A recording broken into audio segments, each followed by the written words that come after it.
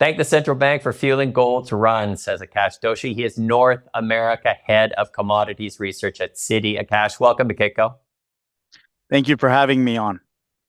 Now, Aakash, gold has hit several all-time highs this year, but the U.S. dollar is strong. Yields are up, which should be weighing on gold. What's going on?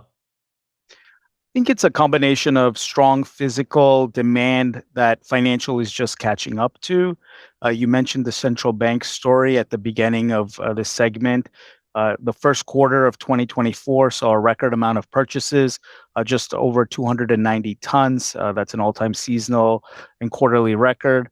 On top of that, though, you've also seen very strong Chinese buying, non-monetary imports. So thinking about China retail imports that don't include the PBOC were at an all-time high in the first quarter as well, outright and seasonally, around 565 tons. So we think that physical demand pool has been very robust this year. It's been quite strong, and financial flows are just simply catching up to the fact that gold demand curve has shifted outwards.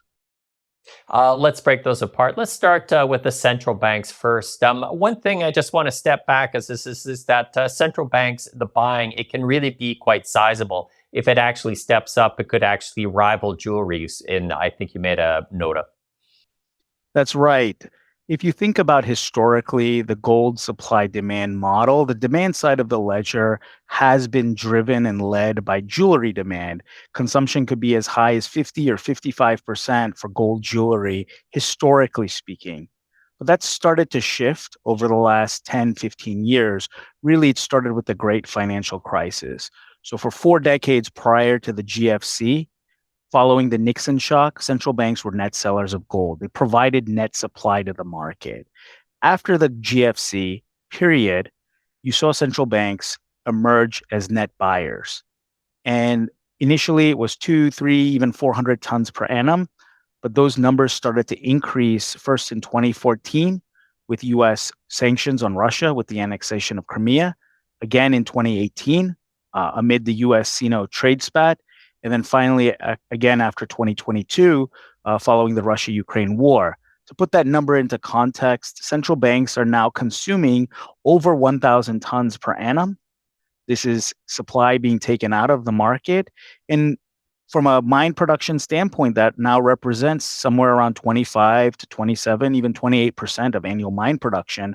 So central banks are really absorbing a lot of physical in this market. And it probably is part of a multi-year structural trend, dare I say. How broadly based is the central bank buying? There's some. You look at there's close to 200 countries around the world right now, and looking at countries that are actually buying. So it is primarily focused on emerging market central banks and the official sector there. So you think of Russia, you think of China. Those have been the two largest buyers over the last decade.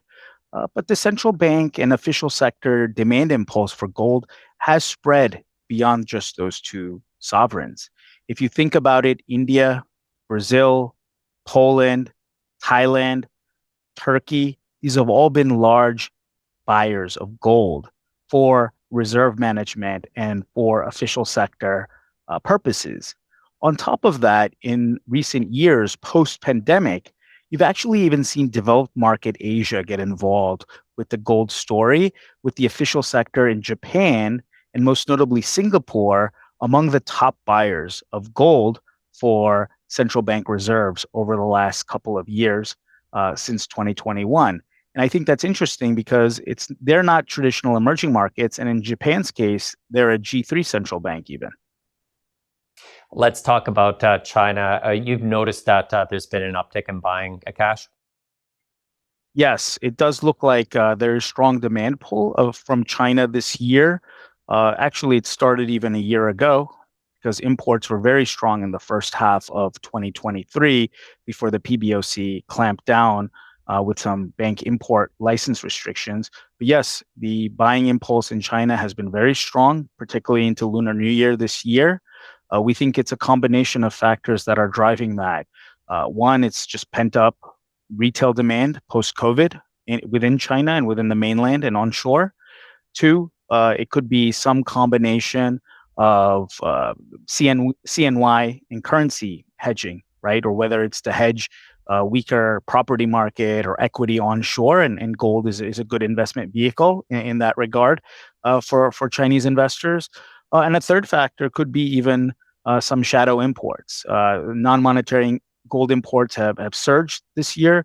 Maybe some of that is even for the official sector, though it's tough to disentangle. Now, Cash, what happens when the gold price runs up is that you see that jewelry starts to fall off, which will end up kind of softening how high that gold prices can go. You'll either see more recycling, you'll see a switch out to other types of precious metals in the jewelry space, which we're talking before is about 50% of demand. Sticking with the central banks in China, do you think that prices are somehow also going to be able to soften demand, or do you think that the central banks in China are looking at gold a little bit differently and a little bit more strategically in terms of their aims? I think it's fair to say that the central bank demand impulse and overall official sector demand impulse for gold, so including sovereign wealth funds, treasury departments, governments, in addition to central banks, we think that is more strategic in nature, meaning they should be among the most price inelastic buyers. Not saying that price doesn't matter at all. Certainly, if you're battling a recession something like the COVID shock in 2020, you could see central bank demand pull weaken.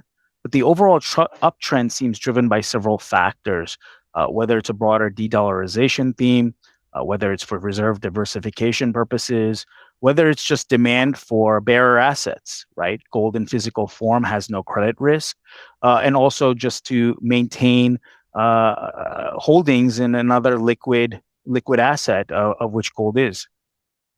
Now, Cash, Kitco talks to a lot of people that are gold inclined, and one of the main themes that runs through this is debt worries, and it's just because that we're adding more debt. There's going to be concern about servicing that debt, especially in the U.S. Well, I guess all Western countries, and that's a driver for gold going higher.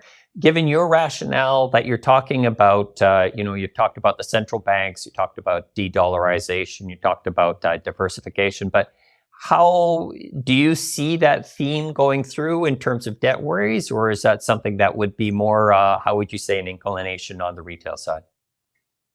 I think that's a fair point. It's something I've highlighted for months, and I'm glad you brought it up. Alternative fiat demand for gold should be robust. It is a driving force, we think, behind the recent gold price move in 2024. Where do you come up with that? It's Akash, hey, debt is always rising, just like population growth. Global debt is always on the rise. I think it's the pace and scale of the rise in debt that really is mattering here. So if we look from the start of the pandemic at the beginning of 2020, and we go through the end of 2023, in those 4 years alone, we've seen global debt, public and private, grow 22 to 25% to a record 315 trillion notional. That number is obviously set to expand in the decades to come. And we do think the pace of that increase has probably driven some more demand for alternative fiat, including gold. We think some of that might be driving the central bank story. And more interestingly, on the consumer side, it's probably driving bar and coin demand. Because actually, you can see if you break down the growth of the demand side of the ledger, jewelry is the most important component, as you had mentioned earlier in this segment, but that has actually recovered more weakly post-pandemic and post-2020. What's actually surprised to the upside, what's actually been at a stronger trend demand growth has been bar and coin demand. And we've seen this from private bank. We've seen this from ultra high net worth investors. We've even seen this from retail consumers. We've all seen the anecdotes of Costco selling out of gold bar and coins. Well, that's a little bit of a global phenomenon as well. Bar and coin demand has been quite robust since the global pandemic. And we think that reflects some of that alternative fiat demand. You can see that in related markets such as crypto earlier this year as well. Where are we with gold ETFs? So gold ETFs is an interesting story because they've actually been providing physical supply to the market. Holdings peaked in the fourth quarter of 2020, early during that quarter. And really, you've been on a structurally unwinding trend for the last several years. back of the envelope off the top of my head, I think you're looking at something like 25 to 30 tons of net redemptions per month on average since the fourth quarter of 2020. You've seen brief periods of inflows during the US regional banking crisis in last spring, but generally they've been selling. What's interesting is I think the physical demand pull is so strong from bar and coin, is so strong from central banks and the official sector that those ETF unwinds in the local London market are being more than absorbed by other physical off takers. And I think in that context, what's also interesting on the gold ETF side is yes, they've been selling, yes, shares have been redeemed, but given the price rise, AUM has been relatively steady, or assets under management. So, from an allocation standpoint, at least, we're not seeing a decline necessarily in holdings. But yes, ETFs have been a source of supply in the market, perhaps taking advantage of high prices and perhaps a transfer of some of the ETF physical into other sectors of demand for gold. Let's talk about Bitcoin and how that plays into gold, Akash. Now, there's a lot of people that have been saying that Bitcoin rise has come at the expense of gold. Others are saying that it is broadening interest in fiat alternatives. Also, maybe talk about if Bitcoin is an alternative for central banks, or if they're actually being gold is the only way to go for them. Look, I think at Citi Research, we don't view Bitcoin as digital gold. We view it as a separate asset market, probably more closely tied to technology stocks and given network effects and other factors that are driving that growth. This year in particular, ETF launches and approvals by the SEC to launch several new products US onshore. Broadly speaking, historically, we have not seen much of an impact on crypto either adding or taking away from gold demand. We see different buyers and sources of gold consumption that are separate from crypto and vice versa. Now, of course, there is overlap, and some of it is the alternative fiat story. Some of it is the bearer asset story, gold in physical form, arguably crypto in digital form. But to that extent, we think gold is moving on some independent drivers. And I would add that the official sector and central bank gold demand story is unique in the sense that gold is historic and old money. And the fact that the central banks themselves are stockpiling gold and using it part of their foreign exchange reserves, it's literally accepted by every central bank, and all major central banks holds some of their reserves in gold. It kind of justifies gold as part of the monetary system already. So it's a little bit more of a traditional old money, hard money asset. So I think some of those drivers are moving independently as well. Akash, do you know when we can go and then we can say that gold has safely and potentially set at a new base, say around 1900 or 2000? I just asked because I know that would make a lot of miners happy, Akash. Yeah, that's a great point. I think we at Citi, myself, I had outlined in my note targeting topside for gold that we probably are in a period of a higher price floor. And I do think that 1850, 1900 to even $2,000 an ounce could be a new re-rating higher for the gold market. And that would be well above the cash cost curve for gold. That being said, miners for gold have experienced a lot of inflation since the pandemic. If you look since 2020, gold cost inflation has increased more than your typical commodity over the last 3-4 years. That has made it more expensive to mine the yellow metal. A lot of factors driving that. But yes, do I think 1900, 2000 could be a new soft floor? Yes. In the same way, $1,000 an ounce became a floor price for gold following the great financial crisis, we may now be in a period where nominal prices have a new price floor. Some of it aided by higher all-in sustaining cash cost curves, some of it driven by the central bank demand pull that is kind of soaping up a lot of this physical. Some of it could be related to the alt fiat, China demand story. So a lot of factors going into that. But yes, I do think it's fair to say that we're in a higher for longer regime. certainly over the medium term. Lastly, Akash, on de-dollarization, how do you link gold to some countries wanting to ease away from the world's reserve currency?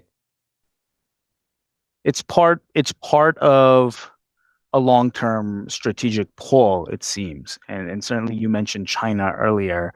Yeah, that seems to be a part of it, going back to BRI or Belt and Road Initiative onwards. And to that end, it suggests that this is probably a multi-year, multi-decade demand pull for gold. And that doesn't mean that the dollar is going away. Of course not. The dollar has rallied, like you mentioned at the beginning of this segment, amid this gold price rally. In fact, gold has outperformed across the rest of G10FX and most of EMFX versus in dollar terms over the last 6, 8 weeks since the beginning of March 2024, even though gold is up in dollar terms as well. So I think from that standpoint, it's about reserve diversification. It's a reaction to perhaps US sanctions policy and uh, the perceived weaponization of the US dollar by some central banks and some economies.